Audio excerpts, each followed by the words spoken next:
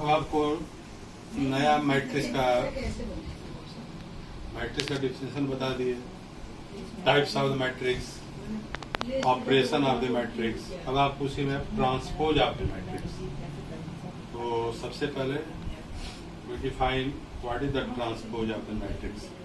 Let A equal to Aij m by n be the any matrix. Then transpose of matrix is denoted by the A dash. देखिए A dash या उसको A का ऊपर power transpose और T लगा दोगे, ठीक है ना।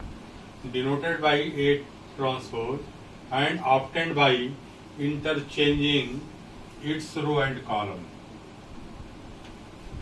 तो ट्रांसपोज का डिफिनेशन क्या हो गया?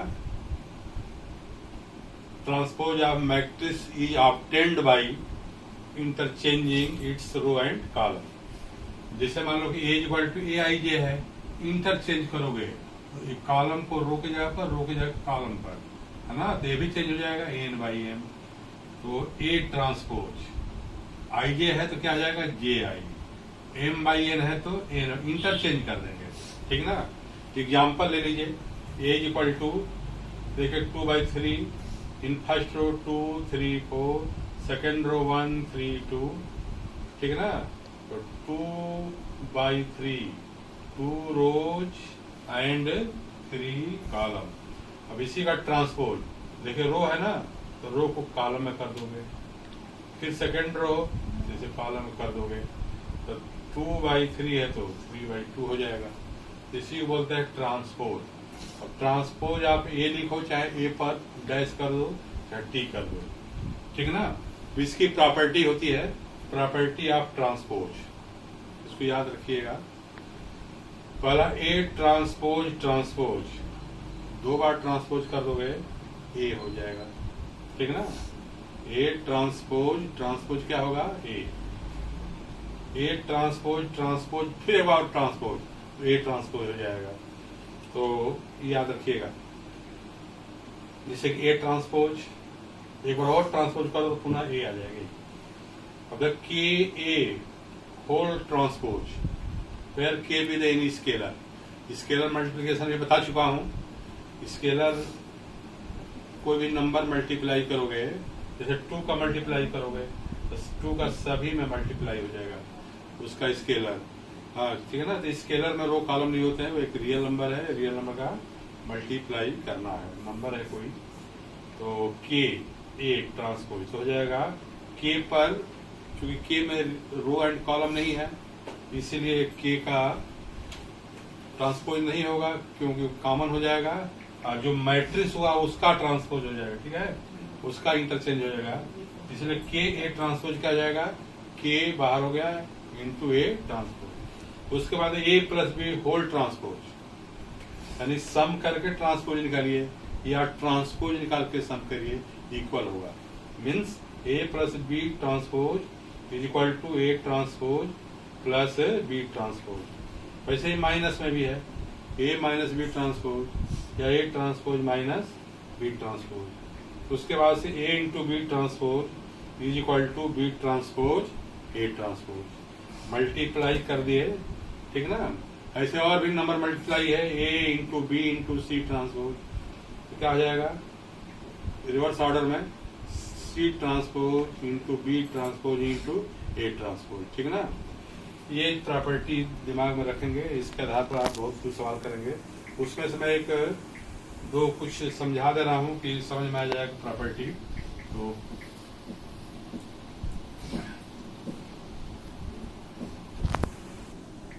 चलिए, जिसे एक नंबर या 2 नंबर में पूछ सकता है, 2 नंबर में for any matrix A prove that A transpose transpose equal to A. बहुत सरल है, प्रूफ लिखोगे, मान लें कि let A is equal to A I जे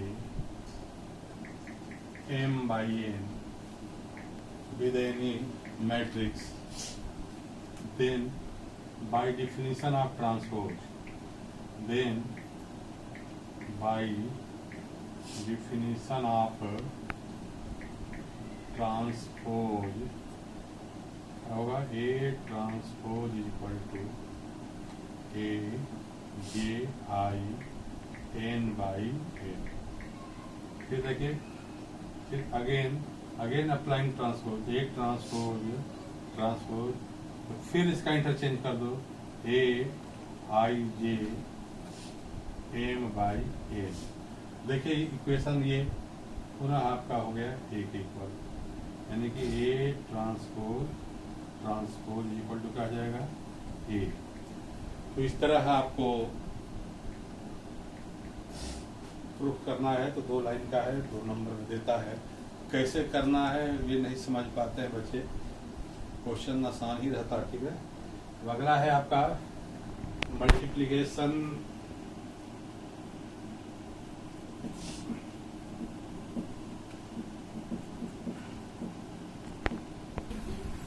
चलिए ऐसे ही 2 मैं इसको छोड़ा हूँ, आप कर लीजिएगा, आसान हो।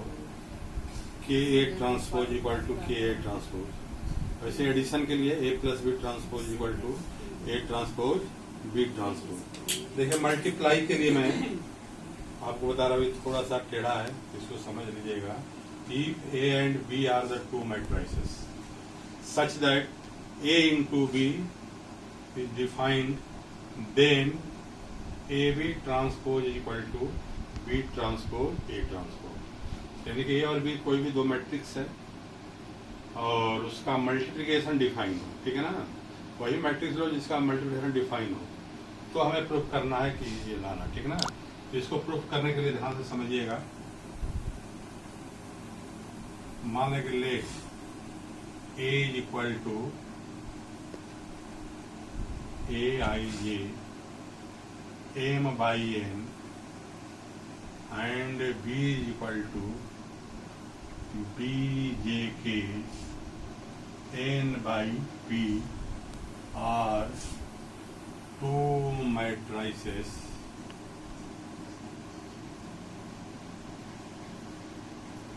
then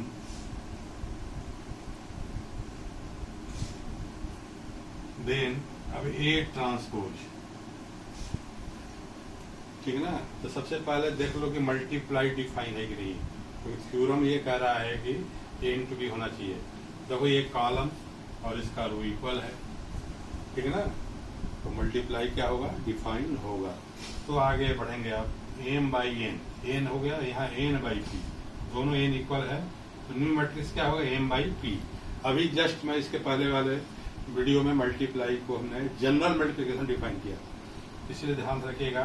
तो सबसे पहले जो कि ट्रांसपोज की आवश्यकता है, तो A transpose interchanging row and column. तो ए आई जे है तो क्या आ जाएगा, A J I M by N है तो इंटरचेंज कर दो एन बाई एम। ऐसे ही एंड बी ट्रांसपोज क्या आ जाएगा, B K J P by N. अब आपको देखिए प्रूफ करने में ए इंटू बी का ट्रांसपोज है, तो सबसे पहले ए इंटू बी निकालोगे। ए इंटू बी अभी बताए थे ith और kth row, ith row and kth column. तो J vary from 1 to n A I J, क्योंकि ए इक्वल टू क्या है, ए I J into B J K, J vary from 1 to n N order of M by P, क्योंकि N ढक लोगे तो बचेगा M और पी, वही न्यू मैट्रिक्स ऑर्डर आएगा। अब आपको ये किसका मल्टीप्लाई है, ith row and kth column का। ध्यान से देख लीजिएगा पीछे जो पढ़ाए हैं किस तरह मल्टीप्लाई किए हैं, ठीक है ना। तो किसी एक करस्पॉन्डिंग एलिमेंट्स रो कॉलम का लेके हम प्रूफ करेंगे। अब देखो इसको मल्टीप्लाई करोगे तो सी आई के, यानी कि मल्टीप्लाई करके जब सम करोगे एक नया रियल नंबर आएगा। मान लो वो सी है तो सी हो गया आई के, मैंने ith रो और kth कॉलम को एलिमेंट होगा। N order of M by P. अब देखो A B whole transpose equal to C K I, A B C आई के है तो चेंज हो जाएगा, क्या हो जाएगा के आई, है ना, एन एन ऑर्डर ऑफ, देखिए ट्रांसपोज है तो ऑर्डर चेंज हो जाएगा पी बाई एम, ये इक्वेशन हो जाएगा 1, यानी कि सी पोजीशन वही है, ऑर्डर भी बदल गया आपका। अब आपको बी ट्रांस, इसको इक्वेशन 1 लेंगे, बी ट्रांसपोज ए ट्रांसपोज, देखिए P by M, B transpose पहले है उसका into A transpose, P by M, इसका कॉलम इसका रो इक्वल है तो डिफाइन है। वैसे डिफिनेशन आप करोगे, summation of J vary from 1 to n B K J into A J I N order of, क्या हो जाएगा, P बाई एम। देख लीजिए P बाई एन है और N बाई एम है, N ढक लो तो P बाई एम ये आएगा आपका। अब देखो एलिमेंट देखिए के जे आई तो kth रो और ith कॉलम का मल्टीप्लाई है, लेकिन एलिमेंट बी ए है चाहे और ए और बी सेम आएगा, इसकी वैल्यू सी आई है तो इसका भी वैल्यू क्या होगा, सी ही होगा, और केवल पोजीशन बदल जाएगा, आई के है तो समझ देखिए जे वैरी कर रहा है तो आई के, मैं मल्टीप्लिकेशन समझाया था कि जो कांस्टेंट है आई के तो आई के आई एथ रो के कॉलम का है, तो वैसे इसमें भी के आई है तो देखो के आई ये बचेगा के आई, ठीक है ना, तो आई के था, है ना, ए आई जे बी जगह आई के था, एलिमेंट तो वही है, केवल इंटरचेंज हो गया तो पोजीशन बदल के I N order of P by M, ठीक है। तो ये हो गया आपका बी ट्रांसपोज ए ट्रांसपोज की वैल्यू क्या होगी, सी के आई, ये इक्वेशन 2 हो गया। अब आप चेक कर लीजिए ए बी ट्रांसपोज क्या है, सी के आई, अब बी ट्रांसपोज क्या है, सी के आई, इसका भी ऑर्डर पी बाई एम, इसका भी ऑर्डर पी, एलिमेंट्स भी इक्वल है, पोजीशन भी इक्वल है, ठीक है ना। So from equation 1 and 2 A B transpose is equal to B transpose A transpose.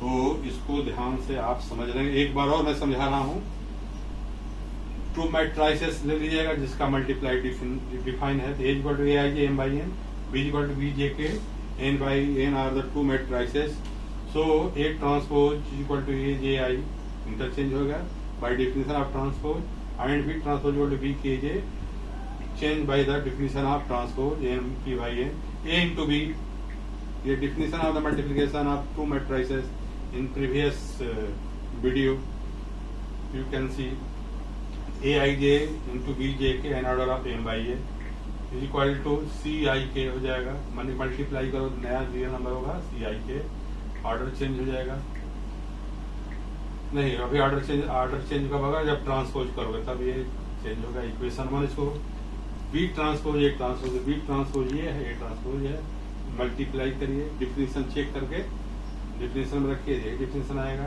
तो के आई फर्स्ट और लास्ट होता है के आई, ठीक है। तो देखो सी के आई, यहाँ भी सी के आई, ऑर्डर दोनों का सेम है, एलिमेंट सी तो नया नंबर है, के आई पोजीशन ऑफ द एलिमेंट्स है, यानी कि किस के और आई का ये मल्टीप्लिकेशन है, तो इसको और ये दोनों देखिए मैं यहाँ एक बार मार्क कर दे रहा हूँ, इक्वेशन 1 ये और ये, ठीक है, दोनों इक्वल है, फ्रॉम 1 and 2 ये इक्वल हो गया। तो इस तरह आप देख लीजिएगा, कहीं ये 2 नंबर में प्रूफ में दे देगा तो कैसे करेंगे, नहीं हो पाता है, अच्छे से सवाल बनाते रहोगे लेकिन ये दिमाग में नहीं रहेगा, तो थोड़ा दिमाग में रखिएगा। इसको ज़्यादातर वेरीफाई, बोर्ड के एग्जाम में तो अभी नहीं पूछा है, लेकिन इसकी वेरीफाई करने को पूछता है। एक वेरीफाई के लिए मैं दे रहा हूँ, ठीक है ना। तो